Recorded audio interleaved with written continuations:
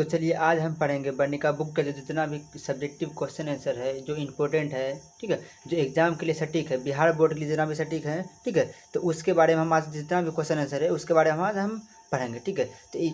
तो video clip ना करें बल्कि पूरे वीडियो को देखें और साथ साथ इसे कॉपी करते जाएं। अपने पास कॉपी कलम रखें और कॉपी की किताब से लिखे कॉपी पे लेते जाएं। हम आपको समझाते जाएं एक क्वेश्चन, जितना भी इंपॉर्टेंट क्वेश्चन है सारे क्वेश्चन जितना भी VVI क्वेश्चन है सारे VVI क्वेश्चन को आपको हम लिखते जाएंगे, आपको बस लिखते जाना, ठीक है। तो हम शुरू करते हैं, ठीक है। क्वेश्चन नंबर देखिए आपका 1 क्या है आपका बोला, ठीक है। क्वेश्चन नंबर 1 है कि मगम्मा और नजम्मा के बीच अर्थात मगम्मा और उसके बहू के साथ किस बात को लेकर विवाद हुआ था। तो इसका देखिए आंसर क्या हो जाएगा, ठीक है, कि एक दिन, ठीक है, एक दिन जब मगम्मा दही बेचकर आ रही थी तो नजम्मा अपनी बहू को पीटने लगती है, ठीक है। मगम्मा अपने बेटे को पीटने लगती है, बिना किसी मतलब के पीटने लगती है, ठीक है। तो मगम्मा अपने पोते को पीटते देख यहाँ देख होना चाहिए था, ठीक है, देख समझिए, पीटते देख अपनी बहू नजम्मा को कहते हैं क्यों रे राक्षसी क्यों पीट रही है, ठीक है, क्यों क्यों पीट रही हो। तो बहू ने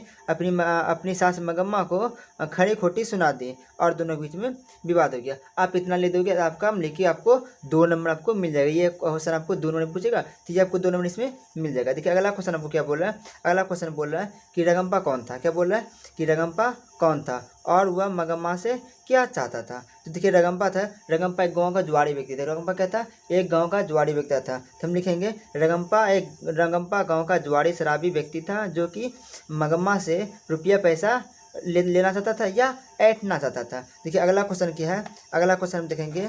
अगला क्वेश्चन आपको हो गया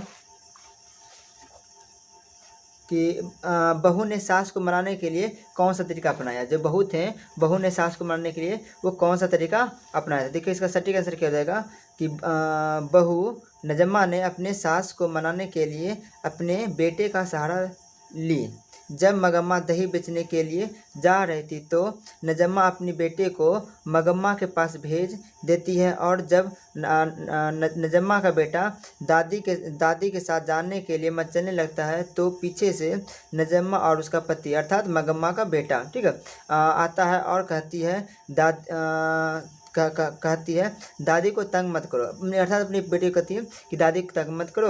और नजम्मा अपनी गलती को स्वीकार कर लेती है और मगम्मा से कहती है माँ जी हमसे गलती हो गई, माँ जी हमसे गलती हो गई, ठीक है, गलती हो गई मुझे माफ़ कर दीजिए। अब हम सब साथ में ही रहते हैं ना। चूँकि मगम्मा अपने बहू बेटे और पोते से बहुत प्यार करती थी इसलिए वह मान जाती है। इतना आपको लिखिएगा, इतना आपका लिखिए, इतना आप लिख दोगे तब कम लेके सही आपको 2 नंबर मिल जाएगा। तो चलिए आपका अगला क्वेश्चन हो गया अगला चैप्टर का कि लक्ष्मी कौन थी, उसके पारिवारिक परिस्थिति कैसा था, अपने शब्दों में लिखिए। मतलब बोल रहा है कि लक्ष्मी इस बुक में, इस जो वीडियो बन रहा है इस वीडियो में आपके वर्णिका बुक में जितने भी क्वेश्चन आंसर हो सारे क्वेश्चन आंसर को हम एक ही वीडियो में कवर कर लेंगे, जितना भी इंपॉर्टेंट है जो कि जब बिहार बोर्ड के लिए 2024 के लिए, बिहार बोर्ड के लिए 2024 के लिए VVI मतलब वेरी वेरी इंपॉर्टेंट, बहुत ज़्यादा इंपॉर्टेंट, ठीक है। हम सारे क्वेश्चनों को लेकर चलेंगे, ठीक है। तो क्वेश्चन क्या है, लक्ष्मी कौन थी, उसके पारिवारिक परिस्थिति कैसा था, अपने शब्दों में लिखेंगे। तो पता होगा वो बहुत गरीब थी, उसके पास 1 बीघा जमीन था, उसके पास 4 बच्चे थे, तो वो लिखे उसमें लिखेंगे, ठीक है। देखिए तो इसका आंसर क्या हो जाएगा, इसका आंसर देखिए हो जाएगा कि लक्ष्मी लक्ष्मण की पत्नी थी, उसका पारिवारिक परिस्थिति बहुत ही खराब थी। लक्ष्मी का पति लक्ष्मण कलकत्ता में नौकरी करता था, वो जितना पैसा लक्ष्मी को भेजता था इससे उसका परिवार का गुजारा नहीं हो पाता था। तो लक्ष्मी तहसीलदार के यहाँ काम करती थी। लक्ष्मी को 4 बच्चे थे, बड़ा बेटा का नाम अच्युत था, 2 बेटी थी और 1 साल का लड़का उसके गोद में था। लक्ष्मी के पास 1 बीघा जमीन था जो हमेशा सूखा और बाढ़ से हमेशा ग्रसित रहता था। नहीं उसके पास 1 बीघा जमीन था, उसके पास क्या था 1 बीघा जमीन था, कभी जैसे सूखा या कभी से बाढ़ से हमेशा ग्रसित ही रहता था। नहीं कि वो हमेशा कुछ ना कुछ इसमें होते ही रहता था लेकिन उसमें कुछ उपलब्ध नहीं पाता था। उस देखिए एक महिला कितनी लेकिन माँ करती है, उसके पति जो पैसा भेजते थे उससे उसका गुजारा नहीं हो पाता था, तो अपने बच्चों को पालने के लिए दूसरे के घर में झाड़ू पोछा बर्तन करते थे, उसका बच्चा पाला जा सके, ऐसा वो काम करते थे। चलिए अगला क्वेश्चन आपका क्या है, अगला क्वेश्चन है कि लक्ष्मण कौन था और वह कहाँ नौकरी करता था। तो इसका आंसर हो जाएगा लक्ष्मण लक्ष्मी का पति था जो कि कलकत्ता में नौकरी करता था। इतना आप लोग देखिए तो आपको दोनों मिल जाएगा, ये दोनों में ये क्वेश्चन पूछा था। अगला आपका क्वेश्चन क्या है, देखिए अगला क्वेश्चन आपको क्या हो गया, अगला आपका क्या हमने कि नगर कहानी से, ठीक है, माँ से क्या, माँ चैप्टर से कि मंगू की माँ, मंगू की माँ मंगू को, यहाँ माँ लिखा मंगू को अस्पताल में भर्ती कराना क्यों नहीं चाहती थी। विचार करें तो मंगू की जो माँ है मंगू को अस्पताल में भर्ती कराना नहीं चाहती थी क्योंकि उसके मन में एक भय था कि ये जो अस्पताल है वो गौशाला है। अर्थात गौशाला किसको बोले, जहाँ पे गाय भैंस को पाल कर बांध कर रखता है, गाय को जहाँ पे बांध करता है, भैंस को जहाँ पे बांध करता है, उसे गौशाला कहते हैं, जहाँ पे गाय भैंस को रखा था। तो उसको लगता था कि जो ये है वो गौशाला की तरह हम लिखा है, ठीक है। इसका देखिए सटीक आंसर क्या हो जाएगा, देखिए जितना भी आंसर लिखे बस अपनों शब्दों में लिखें, आपको एक नंबर में नहीं कटेगा, ठीक है। अपने शब्दों में सारा का आंसर लिखा है, ठीक है। देखिए क्या हुआ कि मंगू की माँ मंगू को अस्पताल में भर्ती कराना नहीं चाहती थी क्योंकि उसे लगता था कि अस्पताल में मरीजों को गाय भैंस की तरह बांध कर रखा जाता है।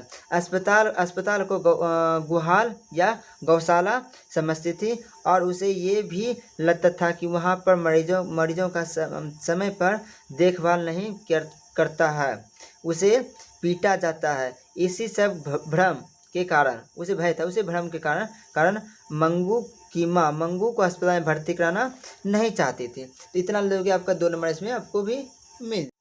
आपकी माँ कहानी से अगला चैप्टर है, ठीक है, कि कुसुम के पागलपन में सुधार देख मंगू के प्रति माँ परिवार और समाज के प्रक्रियाओं को अपने शब्दों में लिखें। जब कुसुम एक लड़की थी जो कि मध्य विद्यालय में पढ़ा करती थी और पढ़ते पढ़ते पागल रहती है। वो इतना पागल रहती है कि उसे मिल बांध के रखा जाता है। तो जब उसे मिल भर्ती रहता है तो कुछ दिनों में वो ठीक होकर अपने गाँव आती है, तो गाँव में हल्ला मिलता है, हाँ भाई ठीक हो गया। तो उसके मिल की माँ को ये पता चलता है, तो उसकी माँ भी उसे मिल के बुरे घोल बुलाती है और पता पूछती है कि क्या तुम्हें कैसे रखा था, तुम्हारे मारा पीटा जाता था या कैसे रखा जाता। तो बोलती कि नहीं ऐसा कुछ भी बात नहीं है। तो उसके मन में भ्रम निकलता है। तो इसका सटीक आंसर क्या हो जाएगा, आपका आंसर हो जाएगा कुसुम के पागलपन में सुधार देख मंगू के प्रति माँ परिवार और समाज के प्रक्रिया होने लगी कि जब कुसुम ठीक हो सकती है तो मंगू क्यों नहीं होगी। समाज के लोग मंगू के माँ को कहने लगे कुसुम ठीक हो गई है तो मंगू को भी अस्पताल में भर्ती कराइए, ठीक है, कराइए होना चाहिए, कराइए, ये भी ठीक हो जाएगी। मंगू की माँ एक दिन कुसुम को अपने घर बुलाकर अस्पताल के बारे में पूछताछ किए तो उसके मन में जो भ्रम था कि ऐसे से रखा जाएगा, वैसा कुछ भ्रम उसका मन से निकलने लगा, ठीक है। जो भ्रम था कि अस्पताल गौशाला है तो ये भ्रम उसके मन से उतर गया और मंगू की माँ के मन में चाहत हुई कि मंगू को भी अस्पताल में भर्ती कराएंगे, जिसके कारण कि मंगू भी ठीक हो जाएगी। जब कुसुम ठीक हो जाती है ये भी ठीक हो जाएगी, ठीक है, ऐसा हुआ। अगला देखो क्वेश्चन क्या है, आपका अगला क्वेश्चन हो गया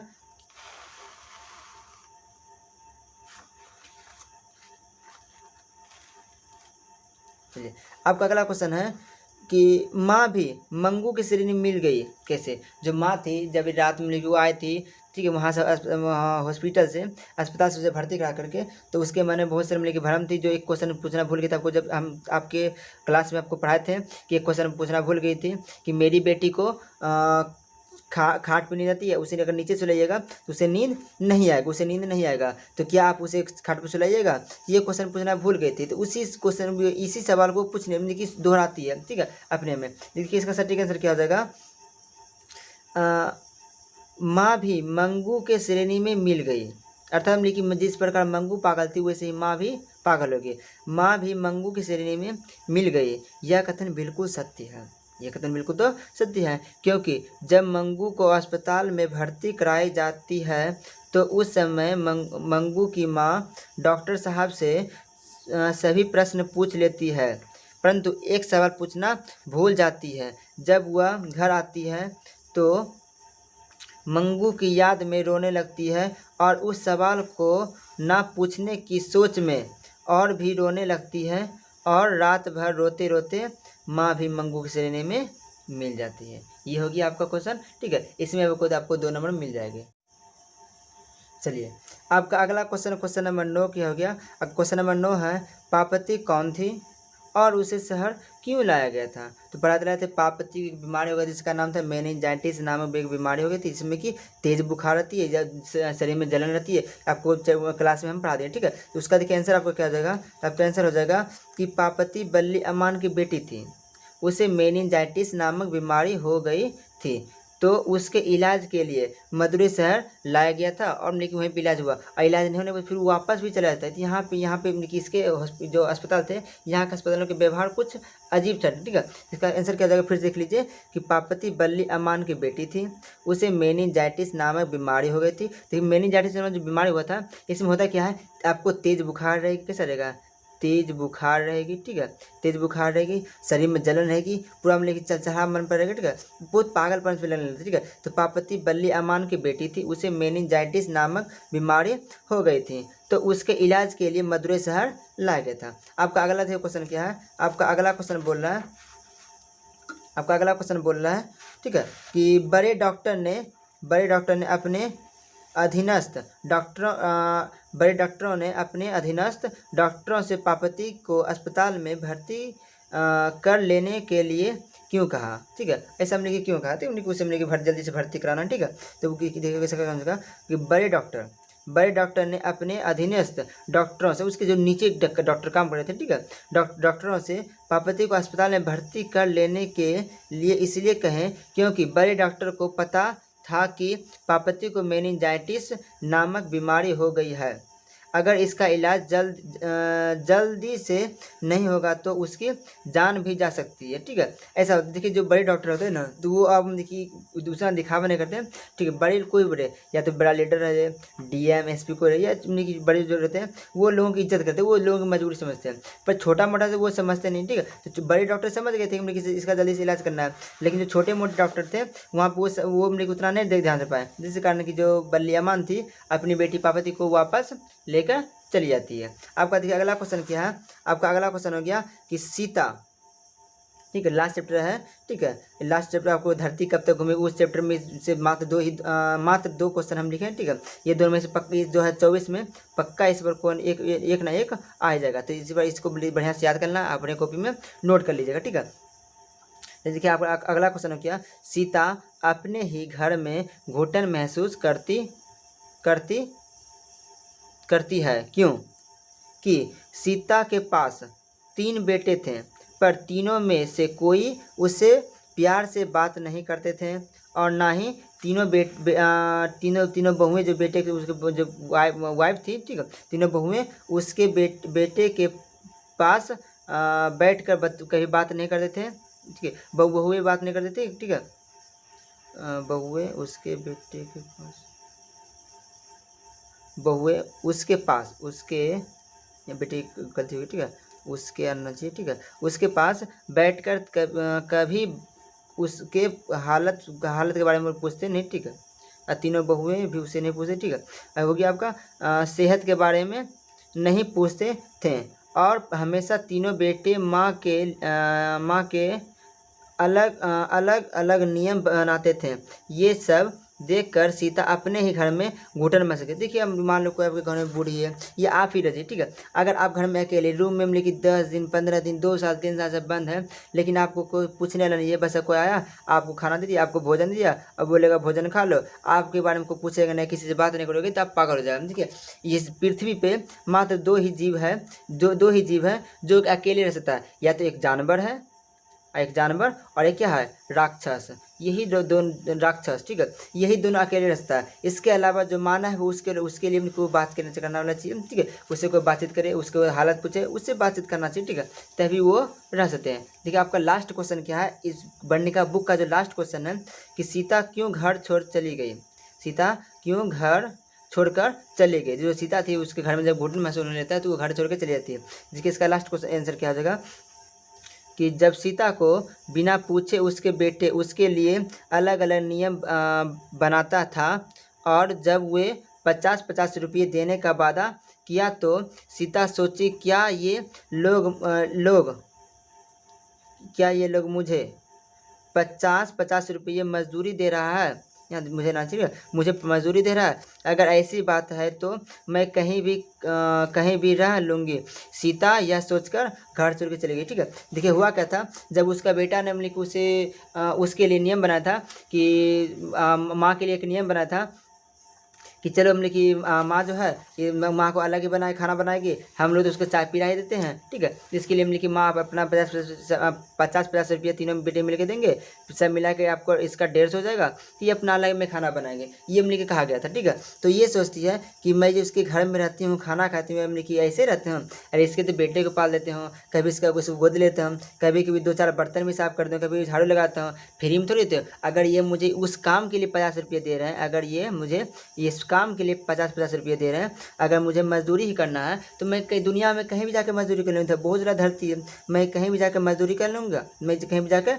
मजदूरी कर लूँगा, तो उसके बदले में वो मुझे खाना दे दिया करेंगे, मुझे घुटन भी महसूस नहीं होगा। यही सब सोच करके वो घर रात में अपने 2-4 महीने की जो कपड़ा है वो ले लिया और अपना घर छोड़ के वो रात में ही निकल गया। ठीक है, तो आपका यहीं तक में आपका वीडियो समाप्त होता है। आप इसका स्क्रीनशॉट ले लें। ठीक है, अब ये आप अपने कॉपी में नोट कर लें। अब ये आपको इसको क्या करते हैं, अपने कॉपी में नोट कर लें। तो मिलते हैं अगले वीडियो में। ठीक है, अगर वीडियो आपको अच्छा लगे तो लाइक करें, सब्सक्राइब करें, इन वीडियो को शेयर करना ना भूलें, और एक प्यारा सा कमेंट लिख दें अपनी कमेंट बॉक्स में कि आपको वीडियो कैसा लगे।